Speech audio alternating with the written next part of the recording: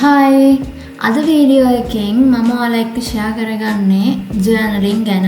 ජර්නලින් අලුතෙන් කරන්න ඉන්න කෙනෙක්ට කොහොමද ජර්නලින් ස්ටාර්ට් කරන්න පුළුවන්? ඒ වගේම තමයි 2026 බුලට් ජර්නල් සෙටප් එක හදාගන්නේ කොහොමද කියලා තමයි මේ ෂෙයා කරගන්න හදන්නේ.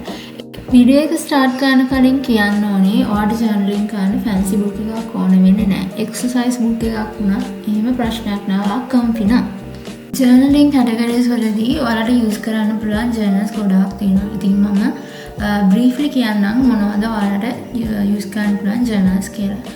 ඉතින් මේ තියෙන බුලට් ජර්නල් එක 2025 ජර්නල් එක. ඉතින් මේ ජර්නල් එක තමයි මම මුළු අවුරුදු පුරාම යූස් කරේ. මේකේදී බුලට් ජර්නල් එක කියන්නේ මොකක්ද කියලා මම ඉස්සරහට විස්තර කරන්නම්. මොකද බුලට් ජර්නල් එකක් හදන්නේ කොහොමද කියන එක තමයි මේ වීඩියෝ එකේ තියෙන්නේ. ඉතින් ඒක මම ඉස්සරහට විස්තර කරන්නම්. ඒ වගේම තමයි මේ ජර්නල් එක මම වගේ ඩේලි තෝට්ස් ඒ වගේම කොහොමද දවස ගෙවුනේ කියන එක මාත් එක්කම ෂෙයා කරගන්න යූස් කරපු ජර්නල් එක. ඊළඟ ජර්නල් එක තමයි පොයම් ජර්නල් එක. ඉතින් මේක මම හැදුවේ මේ අවුරුද්දේ. මේ අවුරුද්දේ තමයි මට හිතුනේ මෙහෙම පොයම් ජර්නල් එකක් මම හදන්න ඕන. මොකද මම අවුරුදු ගාණක් තිස්සේ පොයම්ස් ලියනවා. ඉතින් මේක මට විතරක් නැතුව තව කෙනෙක් බලද්දිත් ආස හිතෙන විදිහට තමයි මේ පොයම් ජර්නල් එක හැදුවේ. ඊළඟ ජර්නල් එක ගොඩක් අය දන්නවා මේකට කියනවා ස්ක්‍රැප් බුකින් කියලා. මේක YouTube එකේ සර්ච් කරලා තියෙන ස්ක්‍රැප් බුකින් කියලා ගොඩාක් කන්ටෙන්ට්ස් එනවා. ඉතින් මේකට ජංක් ජර්නල් එකක් කියනවා, වේස්ට් ජර්නල් එකක් කියනවා. මේක ඇත්තටම හදන්නේ ජංක්ස් වලින් එහෙම නැත්නම් විසි කරන දේවල් වලින් තමයි. ඉතින් මේක කරන අය දන්නවා මේක හරිම සැටිස්ෆයි. මම හරි කැමති සාමාන්‍යයෙන් මම යන්නේ ඕනම තැනක ෆොටෝ එකක් තියාගන්න මෙමරි එකක් විදියට. ඉතින් මේ ජර්නල් එක තියෙන්නේ මගේ ට්‍රැවලින් ජර්නල් එක. මේකෙදි මම කරන්නේ මම යන්නේ මම ගිහපු ආස හිතන ආස තැන් මට මෙමරි එකක් විදියට තියාගන්න ඕන තැන් මේකේ හරියටම ලියලා ෆොටෝස් එක්කම ස්ටෝර් කරගන්න එක. මේ තියෙන්නේ මම A-levels කාලේ යූස් කරපු ජර්නල් එක. මේක ගොඩාක් උදව් කරා මට හරිම ට්‍රැක් එකේ ඉඳලා මගේ A-levels හරියට ඉවර කරන්න. මේ සෙටප් එක හදාගන්නකොට අපිට පොඩි පොඩි දේවල් ටිකක් ඕන වෙනවා මේක හරියට ලස්සනට හදන්න. ඉතින් මේ පෙන්නන කිසි දෙයක් එසෙන්ෂල් නැහැ. ඔයාලා වැරදියට ගන්න එපා. අපිට අවශ්‍යම වෙන්නේ නිල් පෑනක්, රතු පෑනක්, කළු පෑනක්, අඩි රූලක්, ඒ වගේම ගම් බෝතලයක්, ඒ වගේ දේවල් ටිකක් විතරයි. මේ පෙන්නන කිසි දෙයක් එසෙන්ෂල් වෙන්නේ නැහැ. මේ දේවල් ඇත්තටම මම ගත්තේ මොකද මට කිසිම අයිඩියා එකක් නැහැ මොන වගේ තීම් එකකටද මම මේක හදන්නේ කියලා. ඉතින් මගේ ළඟ තියෙන ඔක්කොම බඩු ටික මම ගත්තා මේකට මට හිතෙන විදිහට මම හදනවා කියලා. ඒ වගේම තමයි මාත් කැමති නම් ස්ටිකර්ස් යූස් කරන්න. හැබැයි ස්ටිකර්ස් ඇත්තටම හොයාගන්න අමාරුයි. අනික ඔයා කැමති මේක හොයාගන්න අමාරුයි. ඒ වගේම ටිකක් එක්ස්පෙන්සිව්. ඒ හින්දා ඔයාට පුළුවන් Pinterest එකෙන් ඩවුන්ලෝඩ් කරලා ඔයා කැමති විදිහට මේකට පාවිච්චි කරන්න. මුලින්ම හදාගන්න ඕන කවර් පේජ් එක. ඉතින් මේ පාර කවර් පේජ් එක මම හිතුවා මම කැමති විදිහට හදාගන්න ඕන නිසා මම මේක හැදුවේ Gemini යූස් කරලා. මට ඕන විදිහට එයාට ප්‍රොම්ප්ට් එක දුන්නාම එයාලා හදලා දෙනවා. ඉතින් ඒ විදිහට හදාගෙන ඒක print out එකක් ගත්තා.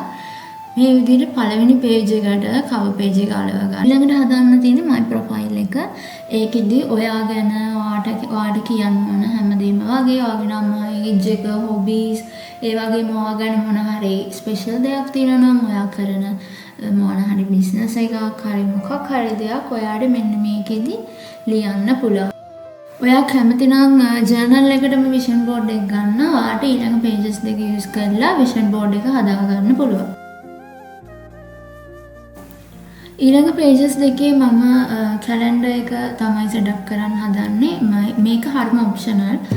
ඔයාලට හිතනවා නම් මේක ඕන නැහැ කියලා කැලෙන්ඩර් එකක් යූස් කරන්න ඕන නැහැ කියලා ඒකට කමක් නැහැ. ඔයාලට මේක ස්කිප් කරන්න පුළුවන්. මම ආය අවුරුද්දටම කිසිම කැලෙන්ඩර් එකක් යූස් කරන්නේ නැහැ. මේක තමයි යූස් කරන්නේ 2025 24 එහෙම තමයි. ඒ නිසා තමයි මේ කැලෙන්ඩර් පේජ් එක මම අනිවාර්යයෙන්ම සෙටප් කරගන්නේ. ඊළඟ පේජස් දෙකේ මම සෙටප් කරන්න හදන්නේ goals and bucket list.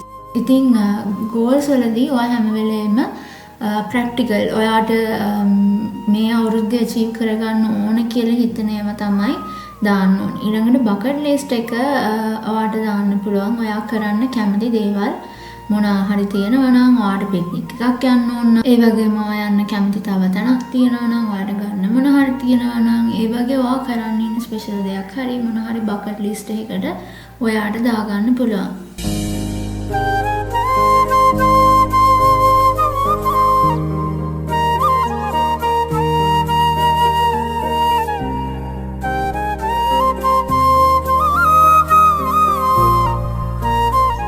ඊළඟ ට්‍රැකර්ස් දෙක මම සෙටප් කරන්නේ රීඩින් ට්‍රැකර් එකයි මූවි ට්‍රැකර් එකයි. මේ රීඩින් ට්‍රැකර් එක ලොකු මොටිවේෂන් එකක් වෙනවා පොත් කියවන්න ටයිම් අඩි වුණත් කොහොම හරි පොත් කියවන්න ඕන අපි හැබිට් එක නැති කරගන්න හොඳ නෑ. ඉතින් මේ ට්‍රැකර් එක ගොඩක් උදව් වෙනවා ඒක කන්සිස්ටන්ට්ලි තියාගන්න.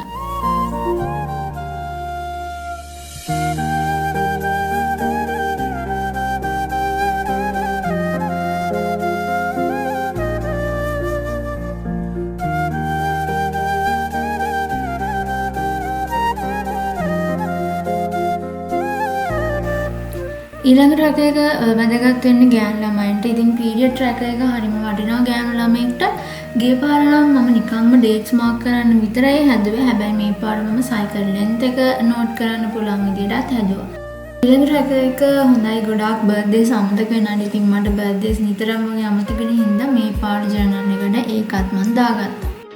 ඊළඟ ට්‍රැකර්ස් දෙක මම හදාගත්තේ පැකේජ් ට්‍රැක් කරන්න. ඒ වගේම තමයි මම කැමති දේවල් තියෙනවා නම් මම කැමති මොනවද ඒ දේවල් ගන්න මට රිමයින්ඩර් එකක් විදියට ඒ ටික නෝට් ඩවුන් කරගන්න තමයි. පැකේජ් ට්‍රැකර් එක ගැන පොඩි විස්තරයක් කිව්වොත් එහෙම මම සාමාන්‍යයෙන් ස්ටේෂනරි අයිටම්ස් හරි මොනවා හරි පොඩි ෆැන්සි අයිටම්ස් AliExpress තෙමු ඩාරාස් ඒ වගේ ඕඩර් කරනවා. ඉතින් ඒක නෝට් ඩවුන් කරන්න තමයි මේ ට්‍රැකර් එක ඇඩ් කරේ. ඊළඟ ට්‍රැකර්ස් දෙක හරිම ඔප්ෂනල්. මොකද මේක ඔයාලට ස්කිප් කරන්න පුළුවන්. මේ ඇත්තටම හැම ට්‍රැකර් එකක්ම ඔයාලට කැමති නම් විතරයි යූස් කරන්න පුළුවන්. මේකට ඔයාලට අමතරව ස්ලීප් ට්‍රැකර් එකක්, ස්ටඩි ට්‍රැකර් එකක් මේ වගේ ඔයාලා chat GPT කරලා හුවොත් ඔයාලට අයිඩියා එකක් ගන්න පුළුවන්. ඒ වගේම තමයි තමන් කැමති විදියට මේක හදන්න. මේක මගේ ස්ප්‍රෙඩ් එකම හදන්න පතර වැඩක් නැහැ. මොකද මම කැමති දේට ඔයා කැමති. එතකොට ඔයා කැමති මොනවද කියලා හිතලා ඔයා කැමති දේ හදන්න තමයි තියෙන්නේ.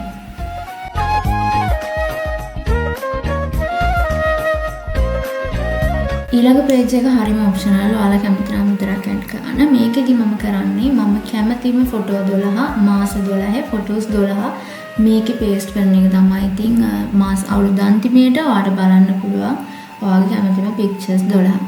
අන්තිමට මම ඇඩ් කරා හැම මාසෙම අන්තිමට මට චූටි මැසේජ් එකක් ලියන්න පුළුවන් විදියට බොක්සස් 12ක් ඇඩ් කරා. එතකොට මට කැමති විදියට මට චූටි මැසේජ් එකක් හැම මාසෙම ලියන්න පුළුවන්. ඉතින් මේ තමයි මගේ 2026 බුලට් ජර්නල් සෙටප් එක.